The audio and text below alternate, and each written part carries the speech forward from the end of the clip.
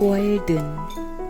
월든 호수는 콩코드가 자신의 왕관에 박아놓은 가장 귀한 보석이다.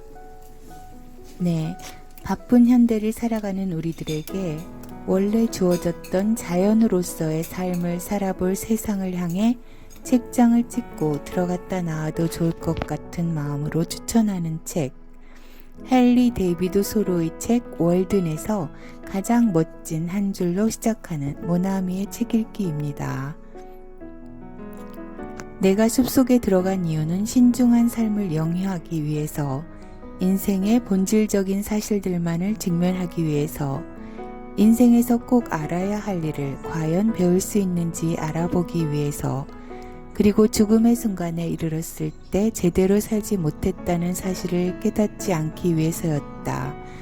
이렇게 말하는 소로, 그는 미국 매사추세츠주의 콩코드에서 태어났고 하버드에서 공부했으며 콩코드 마을 주변에서 산책과 대화를 나누는 것을 즐기다가 월든 호숫가에서 오두막을 짓고 2년여를 살았습니다.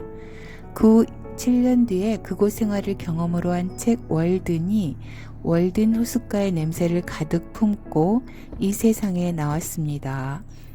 월든은 숲속 생활을 한 폭의 스튜어를 언어로 그린 듯합니다. 책을 보면서 그림책을 보는 듯도 느꼈답니다. 자연에서 태어난 우리가 문명에 의해 길러지며 좋은 측면도 있지만 황폐해가는 느낌으로 자연을 찾아드는 사람들이 늘어나고 있는 듯도 한 요즘인데요.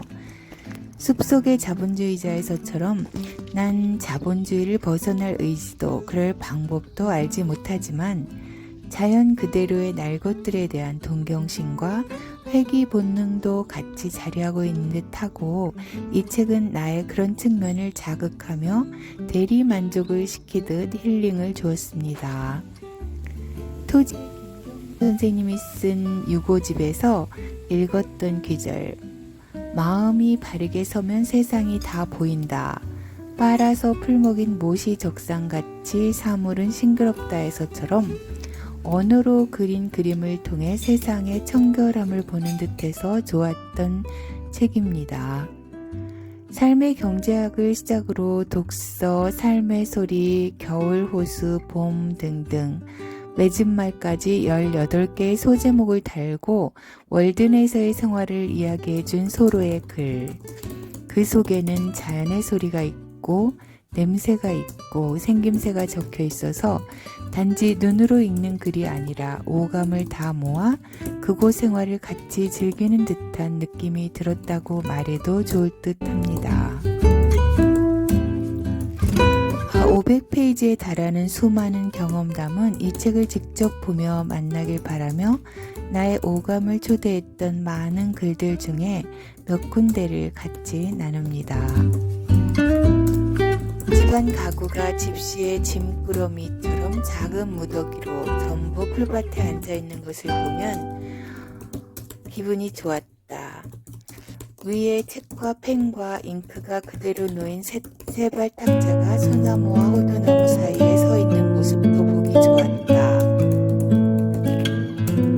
가구들도 검은 딸기 넝쿨도 밖에 나오니 좋은 모양이었다. 안으로 다시 들어가고 싶지 않은 듯 보였다. 때로 나는 그 위에 차양을 치고 그늘 아래 앉고 싶은 유혹을 느꼈다. 가구 위로 태양이 내리쬐는 모습을 바라보거나 그 사이로 바람이 지나는 소리를 듣는 것도 소중하게 느껴졌다. 집 안에서 친숙해진 물건을 밖에 내놓으니 색다르게 보였다. 곁에 나뭇가지에 새 한 마리가 앉았고 탁자 밑에는 쑥이 자라며 탁자 다리를 감아돈다. 솔방울, 가시 돋친 밤송이 껍질, 딸기 잎사귀 등도 여기저기 흩어져 있다. 마치 그 형상들이 탁자나 의자나 침대 틀에 새겨진 듯 보이기도 한다. 생각해보면 가구도 한때는 이들 가운데 있던 나무가 아니었던가. 겨울에는 밤에 아니 가끔 낮에도 거리를 가늠할 수 없을 만큼 멀리서 오는 쓸쓸하기는 해도 매우 아름다운 부엉이의 울음소리가 들렸다. 그것은 현악기의 활로 월든 숲의 얼어붙은 땅을 켜면 날 듯한 소리였다. 부엉이가 오는 모습을 눈으로 확인한 적은 없지만 소리는 시간이 지나며 많이 친숙해졌다. 겨울 저녁에는 문을 열 때마다 부엉 부부부 부엉하며 공명하는 듯한 그 소리를 들을 수 있었는데 가끔은 처음 내 음절이 마치 안녕하세요 라고 말하는 듯 들렸고 또 가끔은 그냥 부엉부엉 소리로 들렸다. 숲에서 사는 삶의 한 가지 매력은 봄이 오는 것을 지켜볼 여유와 기회를 누릴 수 있다는 점이다. 호수의 얼음이 마침내 벌집 모양이 되기 시작하고 나는 산책하며 발 뒤꿈치로 그 얼음을 밟는다. 안개와 비와 따뜻한 태양 덕분에 눈은 점점 더 빠르게 녹아내린다.